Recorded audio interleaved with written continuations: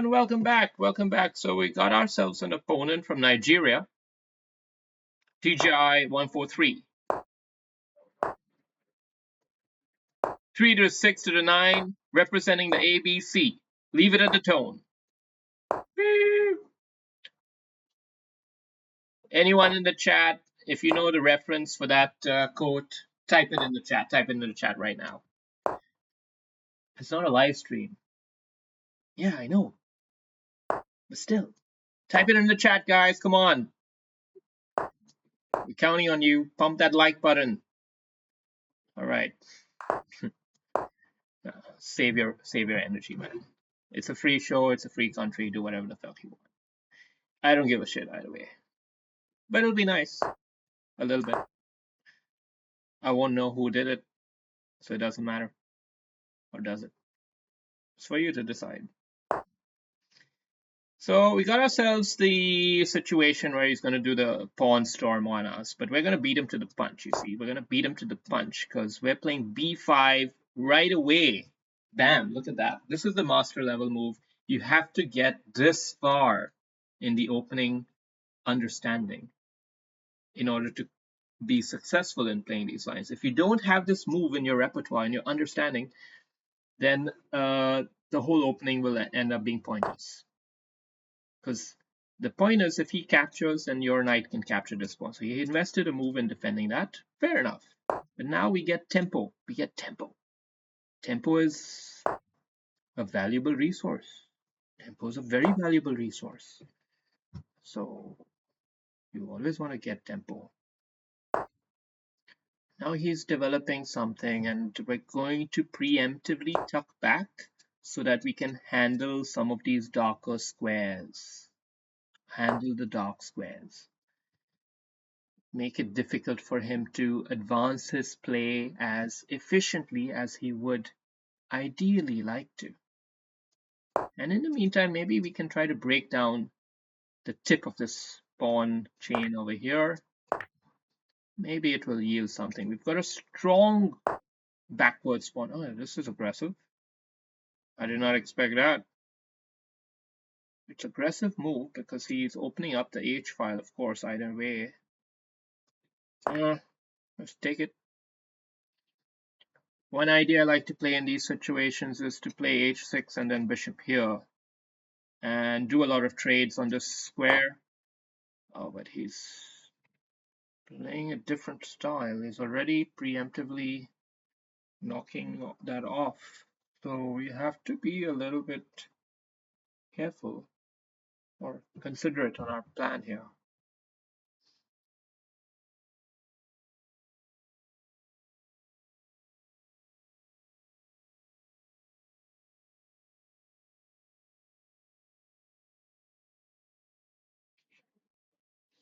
I think I'm going to just attack that pawn, continue the attack on it.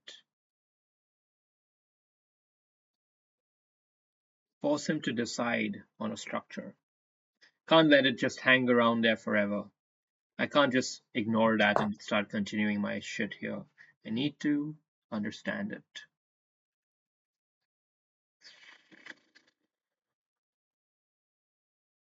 Now,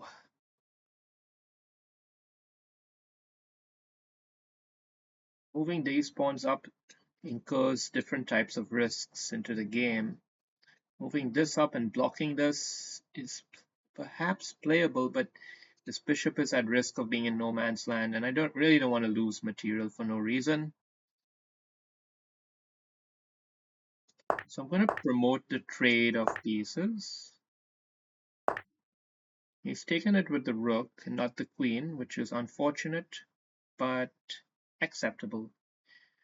And now we can consider to jump this move in here, but we're leaving our king a little bit vulnerable, and that's going to make some people in the chat nervous.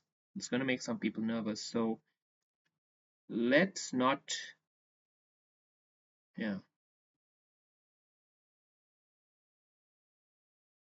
What else can we do?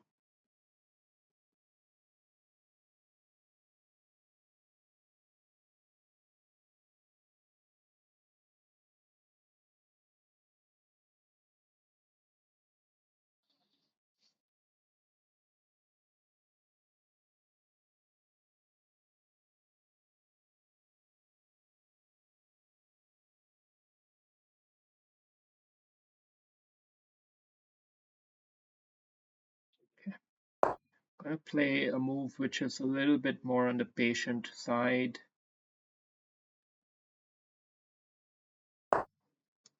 Now come in here with a bit of tempo and developing and defending at the same time. I was deliberating on this, but it feels premature, it feels anxious. Because this knight's not doing much, so why enable him to swap it off?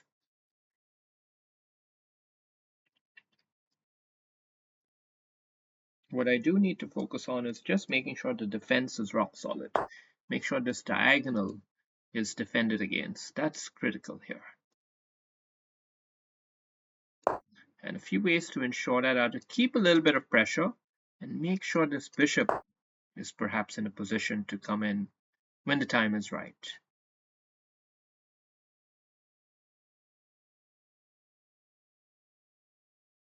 Perhaps even come from this angle.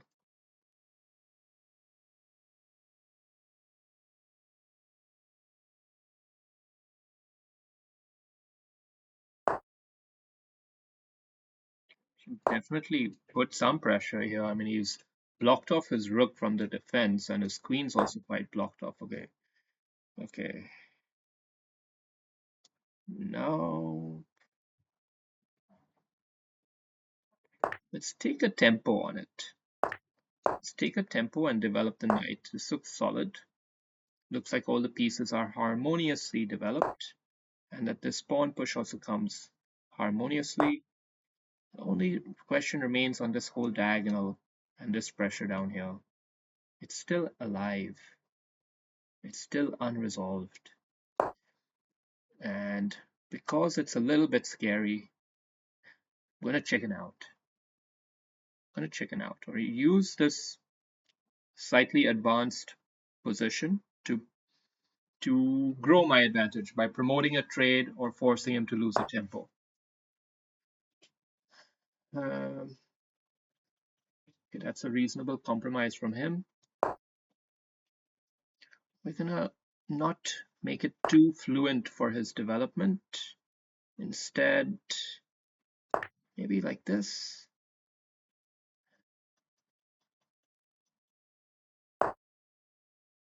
Okay, so these squares are going to be critical. This knight is going to be his hero.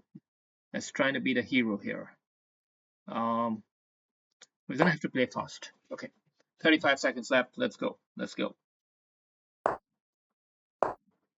Guarding this square. The square remains open. Let's guard it. Already blundered, but he didn't catch it. Okay, we might lose a pawn in this little bizarre exchange.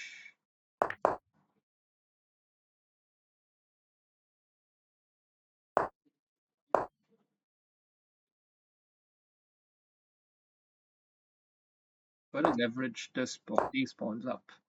That's gotta be the key for us.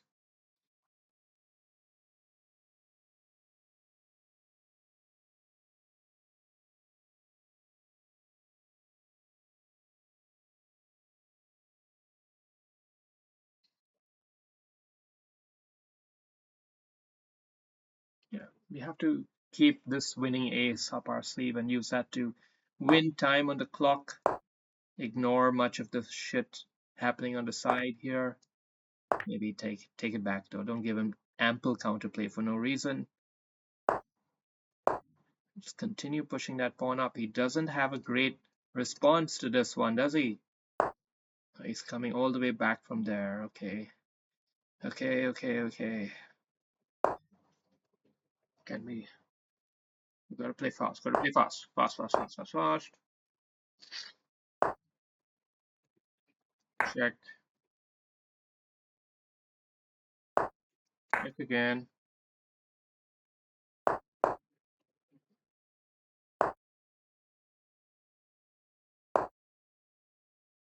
Mm-hmm. Mm-hmm.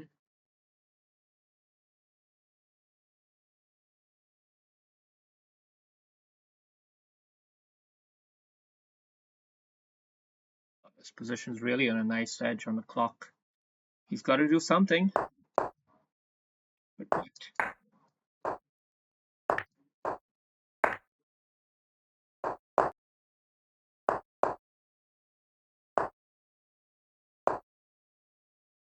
don't want to lose things for no reason.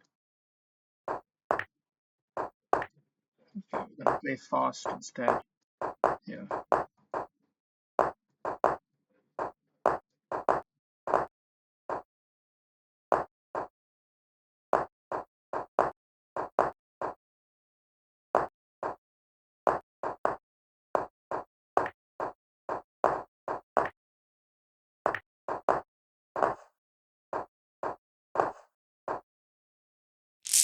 I don't know what the hell happened there, but it was a bloody time scramble, and pre-moving helped me win the game. It should have been a draw, I guess, but you know how these time scrambles are. All right, let's have the game review and see where we ended up. It was a pretty shit game, wasn't it? A bunch of amateurs mucking around. Let's see. Let's see what happened. So we had a solid game, and you had the master move here, as I was telling you about. And okay, maybe this knight back is a little premature. That is an improvement I need to make in my opening understanding, because I tend to just anticipate and react, but maybe I need not be so anticipative. I guess the real question is, am I worried about h4 or g5 coming quickly? So, for example, if he plays g5 here, then that's actually bad for him, because my knight comes in here, and this square becomes even tighter bound. So h4 is the only real thing to worry about, and the computer suggestion is that you immediately then play h5. And yeah, basically handle it like that. Stump him over here and eventually come with the knight here and maintain this bind. So that's the way to play these positions. Good for me to know. Good for me to know. Okay, let's go back to the review.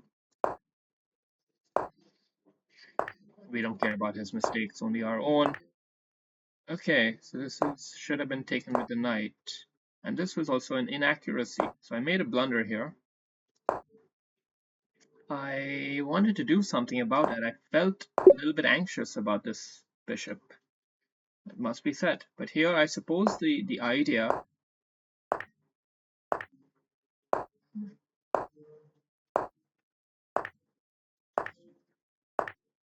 it's a complicated position. It's a very tough position, actually. Shit. This is actually a very tough position. So most likely, even though I didn't play the optimal move, it would have been difficult for white to capitalize on it. The reason why this is a mistake is because of the knight hop right away, taking advantage of the fact that the queen is pinned, essentially, because of the battery of queen and rook, and then exploiting that to play a tactical firestorm. Very interesting. All right. So we eventually simplified over here, came in with tempo, and now the position was in good control. We were confident here. We were very confident and just keeping it easy and managing all the complexity and keeping it relatively simple. Yeah, a little bit of a defensive move, but maybe too defensive here, and we missed a trick, but he missed a trick too. Yeah, I missed another trick, a knight fork over there. But now with this pawn idea coming in, it was really hard to finish it off, I guess. And we're playing quite a few series of accurate moves here under time pressure. And it all, I guess, worked out in the end. But I could have already dived him forward. I missed a trick there. Right over here, you can already push it forward because the pawn covers this square and the knight covers this square, so the queening is guaranteed. Queening is guaranteed. But now we dilly-dallied, and of course it was a time scramble too. Yeah, bunch of bullshit finish. But anyway, good game. Hope you enjoyed. Thank you.